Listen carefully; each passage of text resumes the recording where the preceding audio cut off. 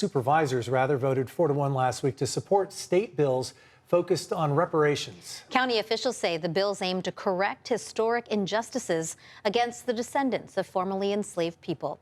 CBS 8's Kirsten Holmes joins us in studio tonight to explain what the bills say and how they would affect San Diego. Kirsten?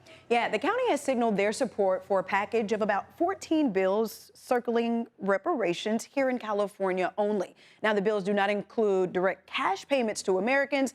They're just laws at different stages in the legislative process, tackling topics like civil rights, education, health care, and housing. Contrary to popular belief, reparations is not about a handout.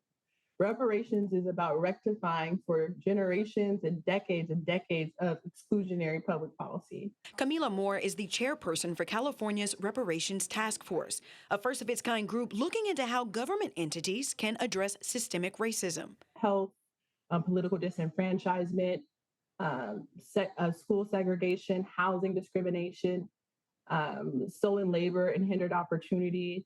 The list really goes on. In January, the California Legislative Black Caucus introduced 14 bills based on recommendations in a report by the Reparations Task Force.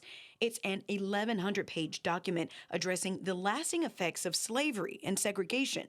The San Diego County Board of Supervisors' approval of the resolution supporting the package signals their support for the 14 bills moving forward. 50, 60 years ago, this could have never happened in terms of governmental officials taking about accountability for discriminatory actions, and not only taking accountability, but making a commitment to partner with the community to push forward, reparative justice, the GI Bill, or like the Mother's Pension Bill in the 1930s, or the Homestead Act. These were all examples of public policy that excluded African Americans, and thus excluded African Americans from wealth building opportunities. These policies have been passed and they have hurt a lot of people. Monica Montgomery Stepp is the supervisor for San Diego County District 4. She's also a member of the state's Reparation Task Force. I'm confident that the more we talk about it, the more people will have an understanding of what it truly is. Some of the bills moving forward in California's legislature include a bill where California recognizes and apologizes for harm caused.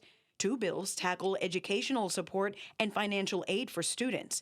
Another bill allows medical recipients to receive food as a benefit. And another restores property takings by eminent domain or their land was taken for another use. We have some examples of that in San Diego, so I'm looking forward to seeing how the county will then implement some of these laws. Supervisor Joel Anderson was the only no vote, saying he could not support all 14 different pieces of legislation, but he hoped to support areas of agreement.